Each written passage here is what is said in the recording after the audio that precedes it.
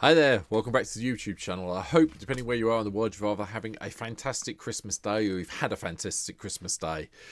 I'm back. I hope you enjoyed the video I put up yesterday. That was a really fun cube draft that we did on stream the other night. But I'm back hitting the random commanders that EDHrec have thrown up for me. And the one they threw up for today's Boxing Day video for me was Liesa, Shroud of Dusk. 2 white, white and black for a 5/5 legendary creature angel. And instead of paying the commander tax each time this dies, you have to pay 2 life instead, which is nice. Makes it a bit easier to get it in and out of the command zone. And it comes with flying and lifelink. But the upside is whenever a player casts a spell, they lose 2 life. So it is symmetrical, so it hits you as well as hitting your opponents. So there's only one really way to go with this deck, and that is to go down a life gaining deck to make sure you get there. So because EDHrec threw this up for me, I've had a go at it, and this is what I've come up with for the video today. So here we go. As is traditional for one of my decks, kick off with the mana base. Black-white lands all the way through. There is a few things in here. Marsh Flats is here, so you know the cost is going to be up a little bit, and somewhere a little bit further down because I'm going to be playing this online. Scrublands here as well. Again, if you're building in real life, you haven't got these cards, cut them out. Put another black-white land in, put plains in, put a swamp in for each. Keep it balanced. There you go. But yeah, I've also included, just so we know, Shambling Vents here because it's lifelink. And Restless Fortress also is here because when you attack, you lose. The player loses 2. Defending player loses 2 and you gain 2. So you do get a little bit of lifelink off these 2 land creatures, whatever you want to call them. So they're worth having in here, but bear in mind they are here. I have got Temple of the False God, Temple of Silence are here. I didn't play Reliquary Tyrus. I didn't think it was necessary. So bear that in mind. Ramp-wise for artifact side of things, Sol Ring, Charcoal, Arcane Signet, Marble Diamond, Jet Medallion, Pearl Medallion are here as well, along with Thought Vessel, Mind Stone. And that's really it. And Coalition Relic is the last one I've put in.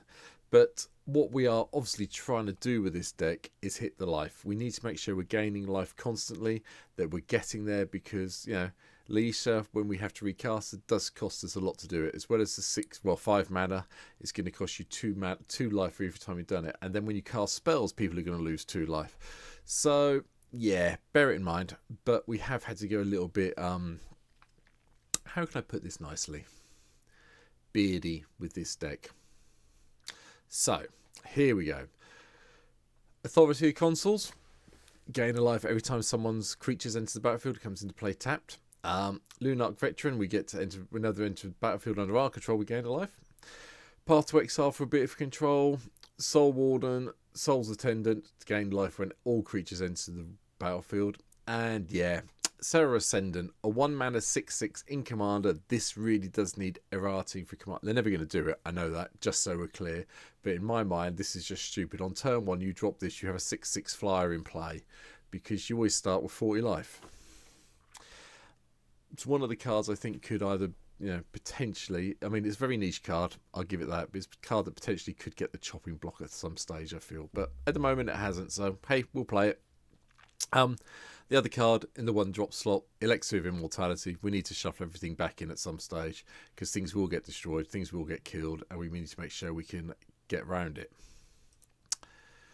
2 drops, Griffinary, because we're gaining a lot of life, we might as well try and get some Griffins and some extra token blockers out of this. Sutra Priest does the whole we gain a life when a creature enters the battlefield under control, and whenever an opponent gets a creature in play, they lose a life. Voice of the Blessed just turns into hopefully an indestructible menace that really upsets our opponents. Cruel Celebrant does the whole life gain, life loss thing for us when we get a creature. Dies, so each opponent loses 1, we gain 1. That's cool. Elias Ilkor Sadistic Pilgrim, another creature, we gain 1. Whenever another creature you control dies, each opponent loses 1. Just life gain all round. Feast of the Victorious Dead, I think, is a card people forget about that came out in March of the Machines Aftermath. At the beginning of your end step, if 1 or more creatures died this turn, you gain that much life and distribute that many +1/+1 counters among creatures you control. Some of our creatures may die, but even if we do, we gain some life and get some more +1/+1 counters, which we can't complain about. Frodo pops up. from Forgotten Realms in here. Gain 3 or more life this turn. They get tempted by the ring. And as long as Frodo's the ring bearer and the ring has tempted you 2 or more times this game, draw a card. Okay. Yeah, well, we'll have Frodo in just for a little bit of temptation. The rest of that section I've talked about. 3-drop, Heliod Sun God. You might as well have this round. Gaining life, +1/+1 counters. Fantastic plan. Core Celebrant, old school. Yeah, people forget about this one. Still get another creature under beds. It's 1/4 that does the same thing as the other guys. So it does the same thing as Soul's Ward and Soul's Attendant. Yeah, it's a 1/4. So it's a little bit bigger, a little bit better. Marvin Fan Dusk Apostle is purely here because they produce vampire tokens that have lifelink. And I quite like playing Marvin. I don't think we see enough of Marvin. May come back and look at Marvin sometime in the new year and do a whole deck around them. Path of Bravery. Hopefully our life total will be longer over our starting 40s, so all our creatures have +1/+1. But another way of gaining life as we get things in, so we're keeping the life going for this. Resplendent Angel gives us 4/4 creatures.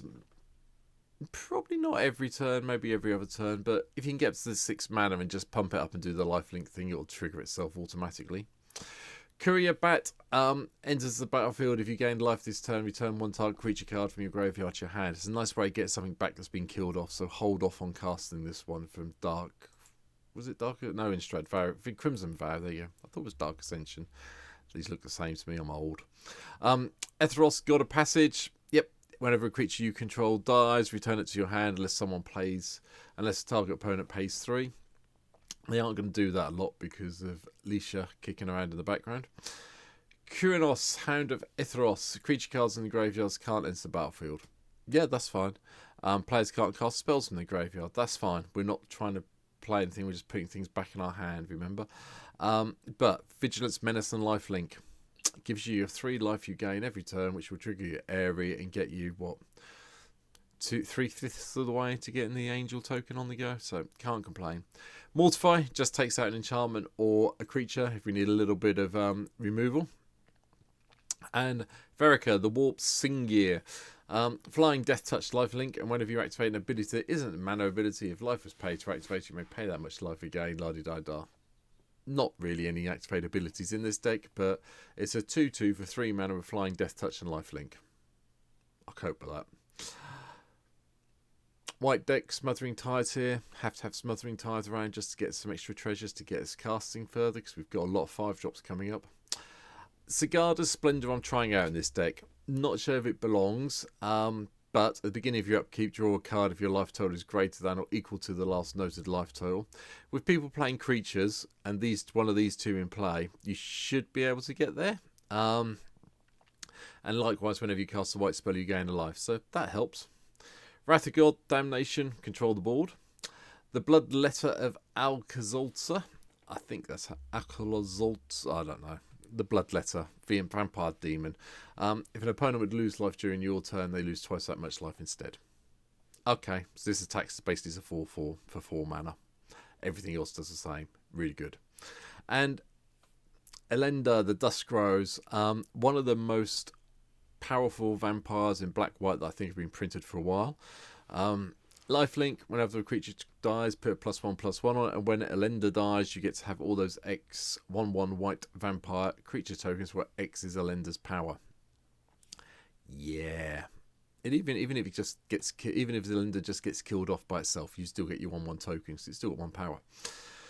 Right.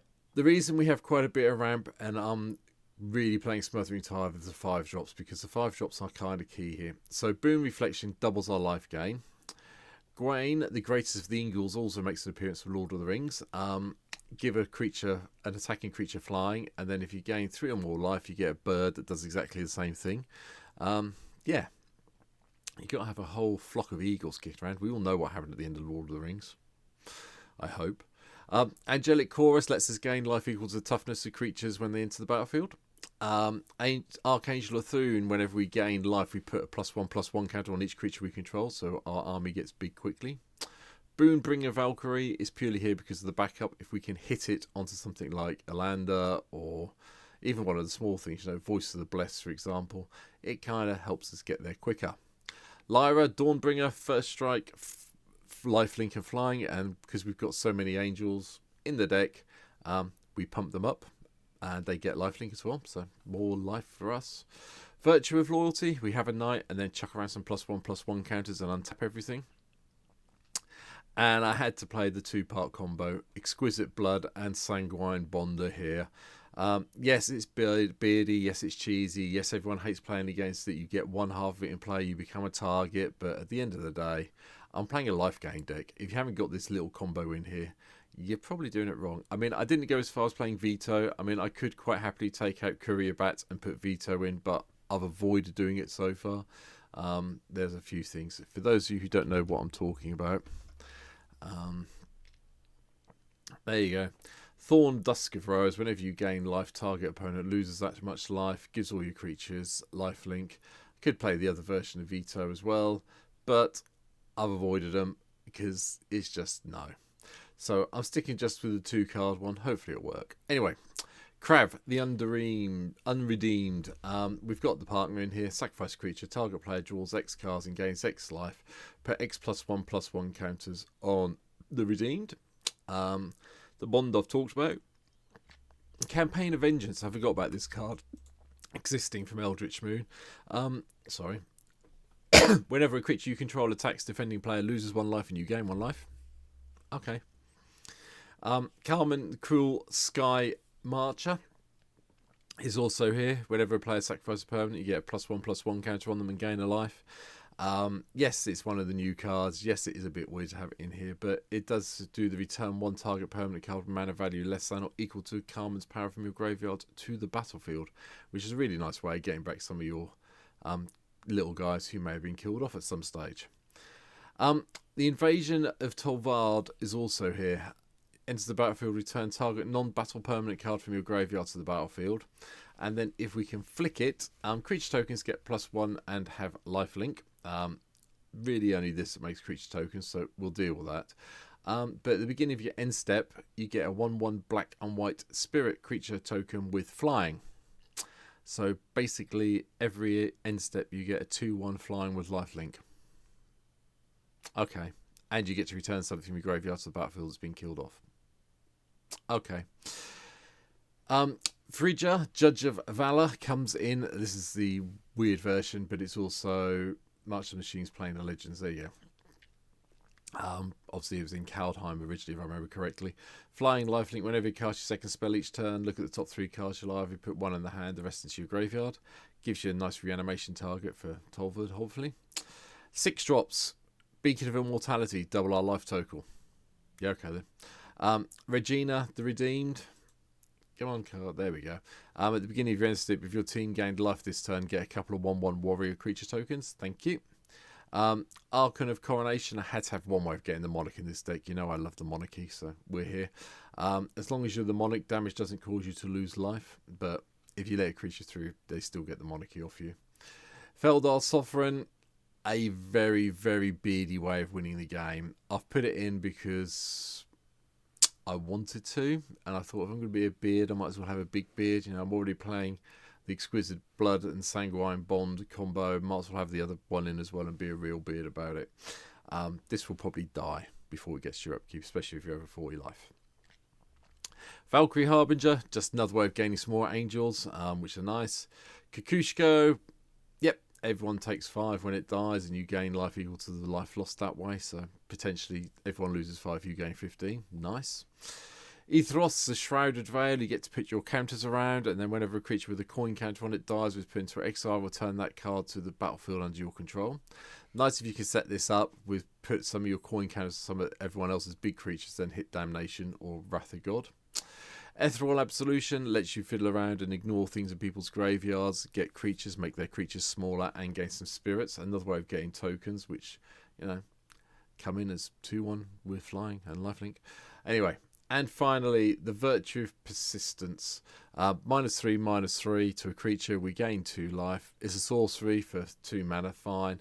But the whole, at the beginning of your upkeep, put target card from a graveyard onto the battlefield under your control is very helpful. And that's it. That is my take on Liesa, Shroud of Dusk. I hope you've enjoyed this video today on Boxing Day, or late Christmas Day, depending when you're watching it. Please, give me a late Christmas present if you haven't before. Hit the sub button that's down below me, or go into the video description down below and come give me a follow on Twitch, and you'll see me playing this deck when I get round to doing a stream. I'm having a week off streaming this week, so New Year's Eve I'm going to try and fit one in for a little while in the middle of the afternoon, but we'll start up again properly in the new year. But for now, thanks for watching, hope you enjoyed the video, and I'll see you very soon on stream. Take care, bye.